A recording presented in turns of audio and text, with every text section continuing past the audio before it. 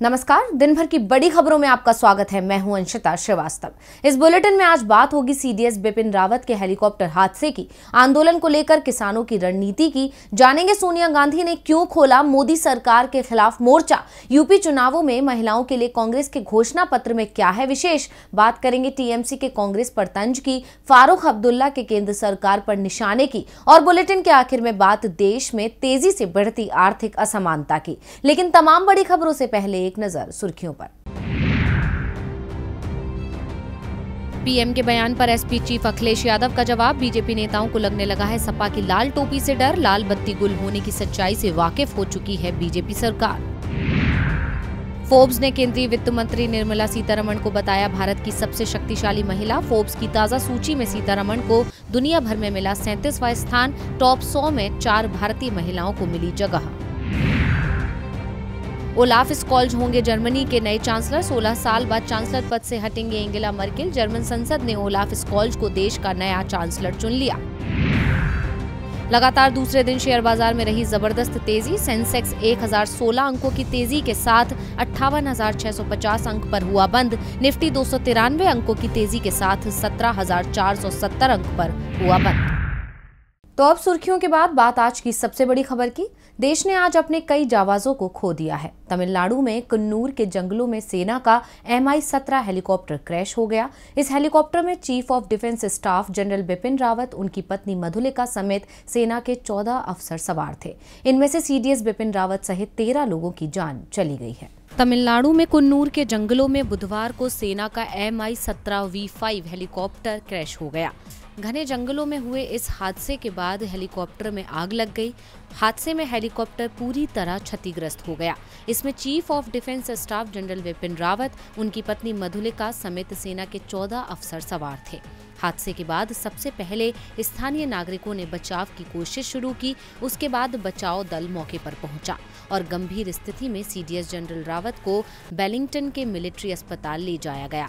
हादसे की खबर मिलते ही दिल्ली में हलचल मच गई। तुरंत ही पीएम ने कैबिनेट मीटिंग बुलाई। पीएम को घटना की पूरी जानकारी दी गई। सरकार इस मामले में गुरुवार को संसद में बयान देगी। रक्षा मंत्री राजनाथ सिंह सीडीएस बिपिन रावत के घर पहुंचे और उनके परिजनों से मुलाकात की। जनरल बिपिन रावत देश के पहले चीफ ऑफ डिफेंस स्टाफ थे। उन्होंने 1 जनवरी 2020 को ये पद संभाला था। रावत 31 दिसंबर 2016 से 31 दिसंबर 2019 तक सेना प्रमुख के पद पर रहे थे। हेलीकॉप्टर में जनरल बिपिन रावत, उनकी पत्नी Madhulika Rawat, brigadier LS Lidder, lieutenant colonel Harjinder Singh, नायक जितेंद्र कुमार, लांस नायक विवेक कुमार, लांस नायक BSI तेजा, हवलदार सतपाल भी सवार थे। देश ने अपने जाबाजों को खो दिया। हादसा कैसे हुआ ये जांच के बाद ही सामने आ पाएगा। इस मामले को लेकर पूरे दिन देश में चिंता दिखाई दी। इसके साथ आज दिल्ली की बॉर्डरों पर भी हलचल मची रही। दरअसल सरकार जिस तरह से किसानों के सामने झुकती जा रही है, उससे किसान आंदोलन के समाप्त होने के संकेत भी मिलने लगे हैं। लेकिन कुछ मुद्दों को लेकर बने गतिरोध के चलते मामला फंसा हुआ है। संयुक्त किसान मोर्चा ने साफ कर दिया है कि वो तब तक अपना आंदोलन वापस नहीं लेंगे जब तक सरकार आंदोलन के दौरान किसानों पर दर्ज सभी मामले वापस लेने को तैयार नहीं होती है। केंद्र की तरफ से मंगलवार को संयुक्त किसान मोर्चा को जो प्रस्ताव भेजा गया था, उसमें किसानों के आंदोलन वापसी के बाद उन पर दर्ज मामले वापसी की प्रक्रिया शुरू करने की बात कही गई थी। इसे लेकर किसानों ने बैठक में साफ कर दिया कि वो हरियाणा के जाट आंदोलन वाली भूल नहीं करेंगे। जाट आंदोलन में सरकार के साथ आंदोलनकारियों का समझौता होने के बाद आंदोलनकारी आज भी मुकदमों का सामना कर रहे हैं। इसी बात को लेकर किसान और सरकार के बीच समझौते में बड़ी अड़चन आ रही है। अब सरकार की ओर से किसान मोर्चा को जो नया प्रस्ताव भेजा गया है, उसमें किसानों पर दर्ज सभी मुकदमों को निलंबित करने की बात कही गई है। सरकार की ओर से आश्वासन दिया गया है कि जब तक किसानों पर दर्ज मुकदमे वापसी नहीं होंगे, तब तक इस मामले में कोई कार्रवाई नहीं होगी। लेकिन किसान मोर्चा सरकार से इस मामले में समय सीमा तय करने की मांग कर रहा है। साथ ही MSP कमेटी में भी किसान मोर्चा द्वारा तय किए गए किसान संगठनों को शामिल करने की बात पर किसान मोर्चा अड़ा हुआ है।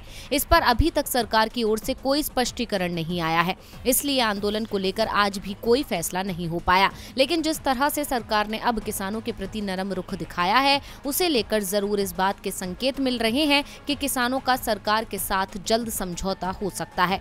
दरअसल सरकार किसानों के आंदोलन को जल्दी से जल्दी समाप्त कराना चाहती है, क्योंकि अगले साल की शुरुआत में यूपी, उत्तराखंड और पंजाब समेत 5 राज्यों में विधानसभा चुनाव होने वाले हैं। अगर किसानों का आंदोलन जारी रहता है तो बीजेपी को इसका नुकसान विधानसभा चुनावों में हो सकता है, खासतौर पर पंजाब और यूपी में।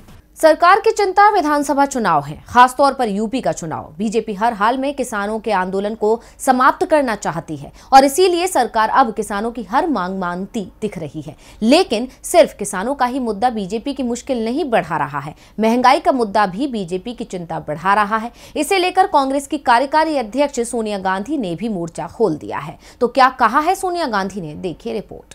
संसद के शीतकालीन सत्र में मोदी सरकार ने सोचा था कि पहले ही दिन वो कृषि कानूनों को रद्द कर विपक्ष के तेवर को शांत कर देगी और बैकफुट से फ्रंट फुट पर आ जाएगी। लेकिन कहते हैं ना कि राजनीति में जो सोचते हैं वो अक्सर होता नहीं है। मोदी सरकार का दांव भी उल्टा पड़ गया है। किसानों के मुद्दे पर विपक्ष संसद से लेकर सड़क तक सरकार की घेराबंदी कर रहा है।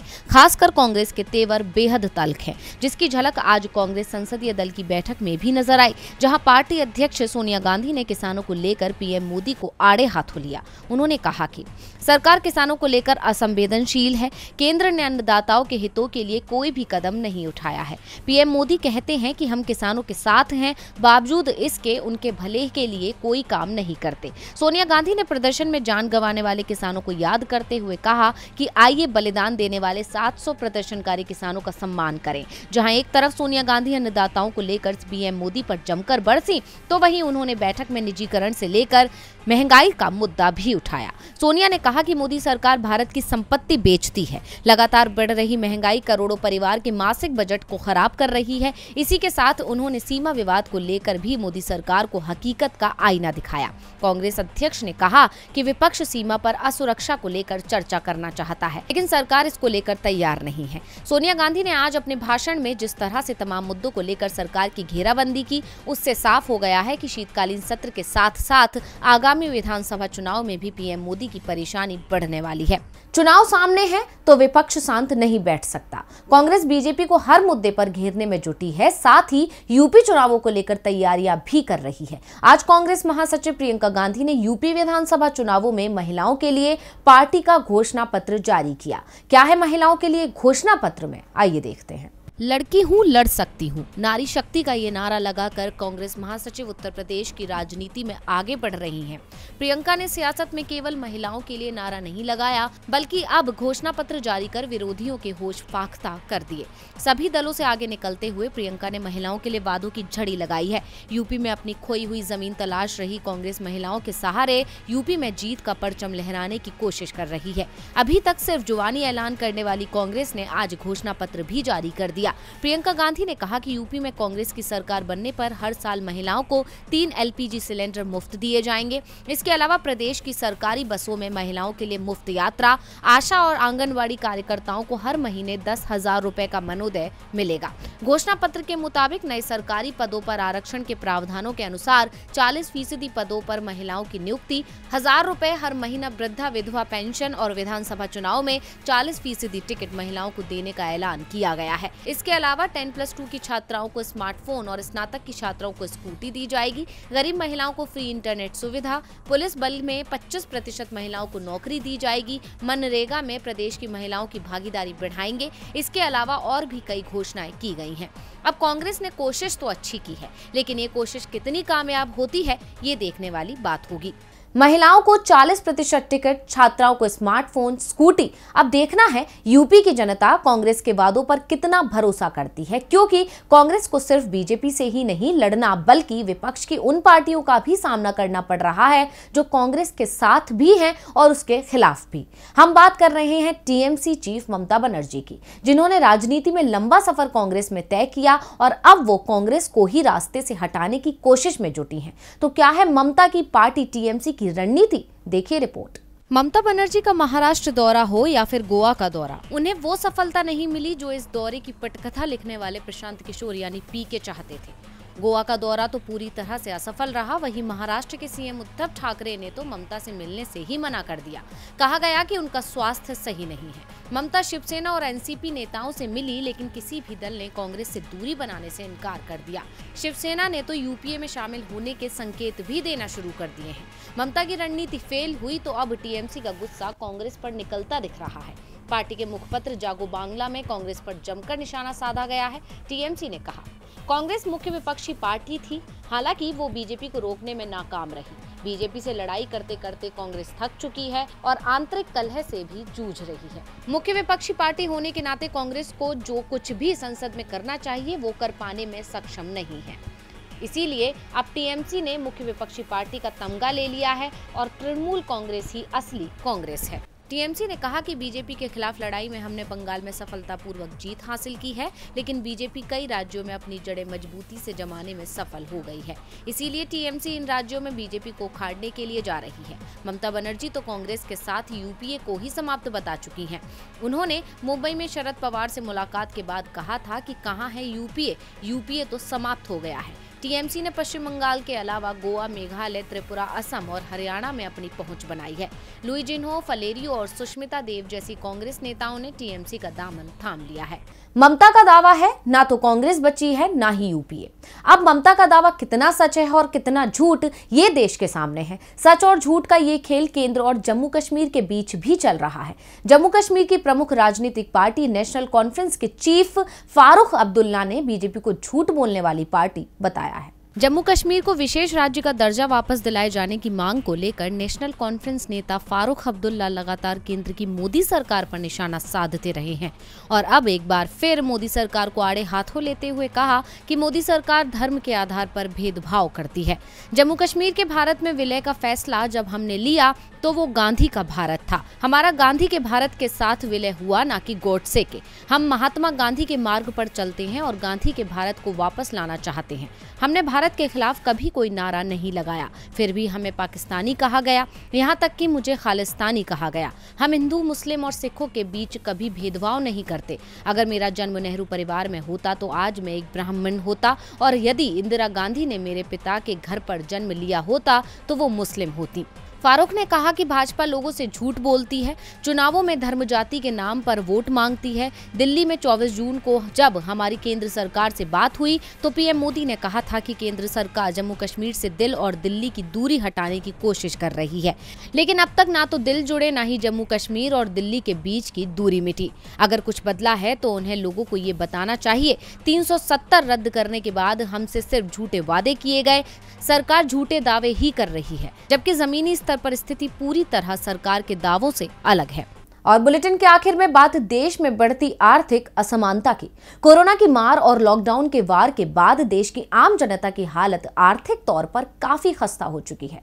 जिस वक्त रोजी रोटी खत्म हो जाने के कारण देश में गरीबों की संख्या में इजाफा हो रहा था, उस वक्त कुछ मुट्ठी भर लोगों की संपत्ति बढ़ रही थी। सरकार की लचर नीतियों और अपरिपक्व फैसलों का असर ये हुआ कि देश में आर्थिक गैर बराबरी बढ़ गई है और अब एक रिपोर्ट ने भी इसी बात की पुष्टि की है। किसने बनाई ये रिपोर्ट और क्या है देश में गरीबों का हाल, आइए देखते हैं। कोरोना की मार देश में सबसे अधिक मध्यम और गरीब तबके पर पड़ी है। लॉकडाउन की वजह से रोजगार और उद्योग बुरी तरह बर्बाद हुए। अब वैश्विक असमानता रिपोर्ट में भी यही कहा गया है कि भारत में सिर्फ 10% लोगों के पास देश की आधे से भी ज्यादा यानी 57% संपत्ति है, जबकि देश की आधी आबादी सिर्फ 13% संपत्ति पर गुजारा करने को मजबूर है। वैश्विक असमानता रिपोर्ट 2022 में भारत में गैर बराबरी और अमीर गरीब की बढ़ती खाई की चिंताजनक तस्वीर सामने आई है। आपको बता दें कि वर्ल्ड इनइक्विटी लैब के सह निदेशक और अर्थशास्त्री लूकस चांसल के नेतृत्व में ये रिपोर्ट अर्थशास्त्रियों थॉमस पिकेटी, इमानुएल साइज और गाब्रिएल जुकमान ने तैयार की है। इस रिपोर्ट में बताया गया है कि 2020 में दुनिया की कुल आय घटी है, जिसमें लगभग आधी गिरावट अमीर देशों में आई है, जबकि बाकी कम आय वाले और नए उभर रहे देशों में दर्ज हुई है। रिपोर्ट के मुताबिक ये गिरावट दक्षिण और दक्षिण पूर्व एशिया और खास तौर पर भारत में दर्ज की गई है। रिपोर्ट के मुताबिक भारत में ऊपर के 10% लोगों के पास 57% आय है। सबसे ऊपरी 1% लोगों के पास देश की कुल आय का 1% है और निचले 50% लोगों का हिस्सा गिरकर 13% पर चला गया है। इस रिपोर्ट के मुताबिक भारत का मध्य वर्ग तुलनात्मक रूप से ज्यादा गरीब है। उसके पास देश की कुल आय का औसत 7,23,930 रुपए यानी लगभग 29.5% है। उधर सबसे अमीर 1% लोगों की औसत आय 3,24,49,360 रुपए है। ऊपरी 10% लोगों की औसत आय 63,54,070 रुपए है। आपको याद होगा कि नीति आयोग ने हाल ही में जो मल्टी डायमेंशनल पॉवर्टी इंडेक्स जारी किया था, उसमें कहा गया था कि हर 4 में से एक भारतीय बहुआयामी तौर पर गरीब है। इस पॉवर्टी इंडेक्स में बिहार, झारखंड और उत्तर प्रदेश देश के सबसे गरीब राज्य हैं। अब इस रिपोर्ट ने भी इसी बात को बताया है कि भारत में गरीबी बढ़ी है। रिपोर्ट ने इस बात को विशेष तौर पर कहा है कि भारत सरकार द्वारा जारी किए गए असमानता डेटा की गुणवत्ता बहुत खराब है। यानी सरकार अगर अपने आंकड़े सही तरीके से दिखाए तो गरीबी और अमीरी का ये अंतर और बढ़ सकता है। असमानता रिपोर्ट के मुताबिक दुनिया भर में असमानता आज उसी स्तर पर पहुंच चुकी है जो 20वीं सदी की शुरुआत में तब हुआ करती थी जब साम्राज्यवाद अपने चरम पर था। रिपोर्ट कहती है कि सार्वजनिक क्षेत्र की संपत्ति जीरो के करीब और अमीर देशों में से नकारात्मक हो गई है, यानी पूरा ध्यान निजी हाथों में चला गया है। कोविड संकट के दौरान ये चलन बढ़ा है क्योंकि सरकारों ने जीडीपी का 10 से 20% तक उधार लिया। और अगर भारत के संदर्भ में ऐसे देखें तो ये बात सही लगती है क्योंकि सरकार बड़ी तेजी से निजीकरण कर रही है और देश की संपत्ति निजी हाथों में सौंप रही है। इसके बाद अमीरों की संपत्ति बढ़ेगी ही जबकि देश गरीब होगा। तो आज इस बुलेटिन में बस इतना ही। देखते रहिए डीवी लाइव। नमस्कार।